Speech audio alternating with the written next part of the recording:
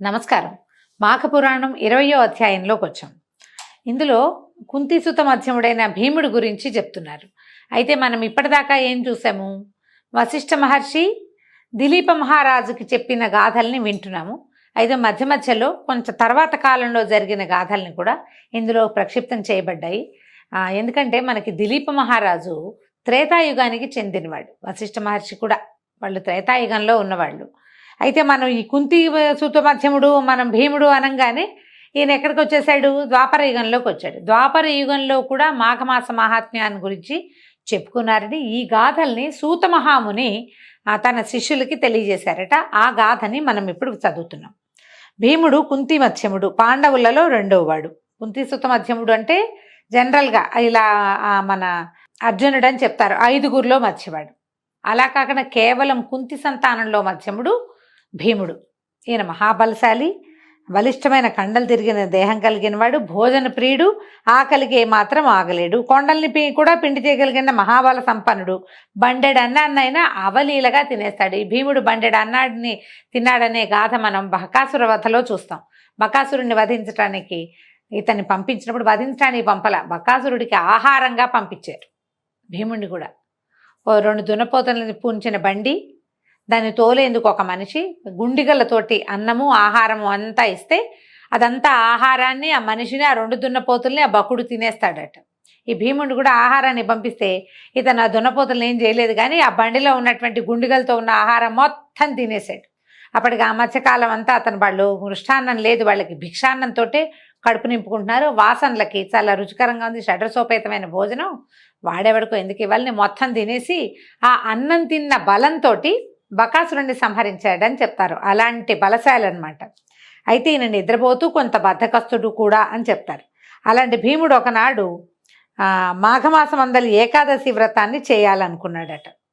మాఘమాసం చాలా అద్భుతమైన మాసం, ఇలాంటి పురాణం ఒకటి విన్నాడు.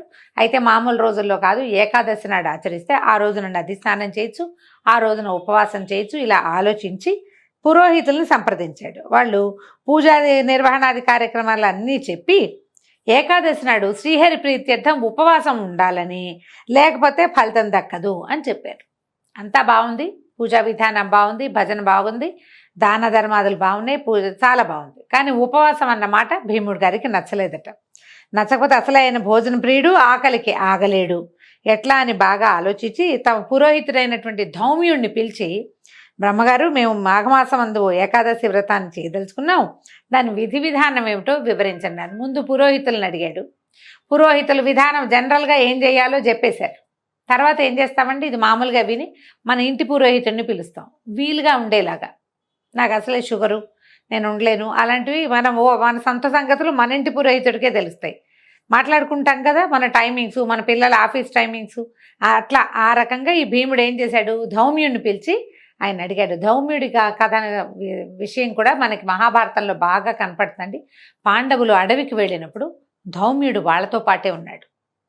12 ఇది ఉన్నారు కదా వనవాసం, 12 ఏళ్ళు. ఈ 12 ఏళ్ల వనవాసంలో ధౌమ్యుడు వాళ్ళతో పాటు ఉన్నాడు. వాళ్ళు నిత్యం అగ్నిహోత్రం చేయటానికి దానికి అన్నిటికీ అతనే సహాయం చేసేవాడు, వాళ్ళ యొక్క పురోహితుడు అనమాట.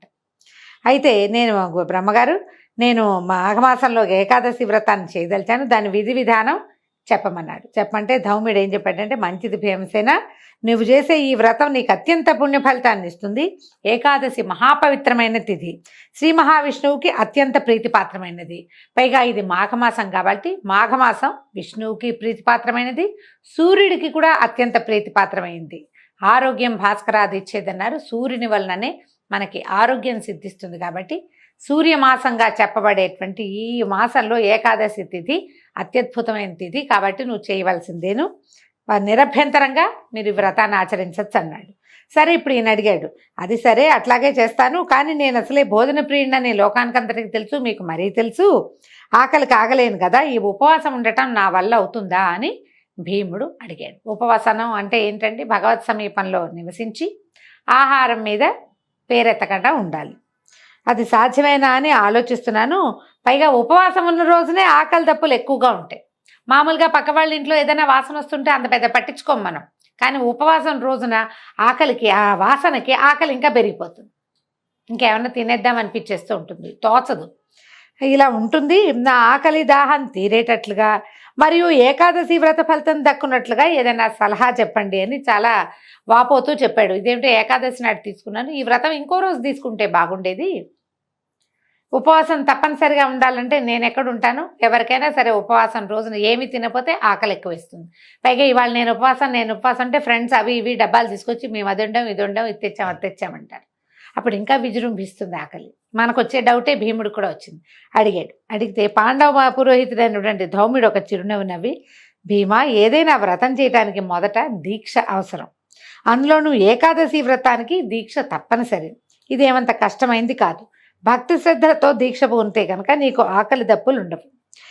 మాఘమాస ఏకాదశి వ్రతం అత్యంత పుణ్యాన్ని ఇస్తుంది. మాఘమాసంలో 2 ఏకాదశులు వస్తాయి కదా, ఈ 2 చాలా మంచివి. ఇంతకంటే శ్రేష్టమైన వ్రతం ఇంకోటి లేదు. అందులోనూ మాఘమాసమందు పుష్యమి నక్షత్రంతో కూడిన ఏకాదశి వ్రతం సర్వశ్రేష్టమైనది. పుష్యం వచ్చిందో రాలేదో తెలియదండి, ఆయన సందర్భంలో అది వచ్చింది కాబట్టి చెప్తున్నారు. ఈ ఏకాదశితోటి పుష్యమి నక్షత్రం కలిసి వస్తే చాలా విశేషమటండి. మనకి ఈ మాసంలో అయితే లేదు, మాఘంలో కనపట్టలేదు. ఏ నెలలో అయినా మనం ప్రతి నెల క్యాలెండర్లు చెప్పుకుంటాం కదా, ఒకవేళ ఎప్పుడైనా ఏకాదశి పుష్యమి కలిసి వస్తే కనుక ఆ రోజు ప్రత్యేకంగా తెలియజేస్తాం.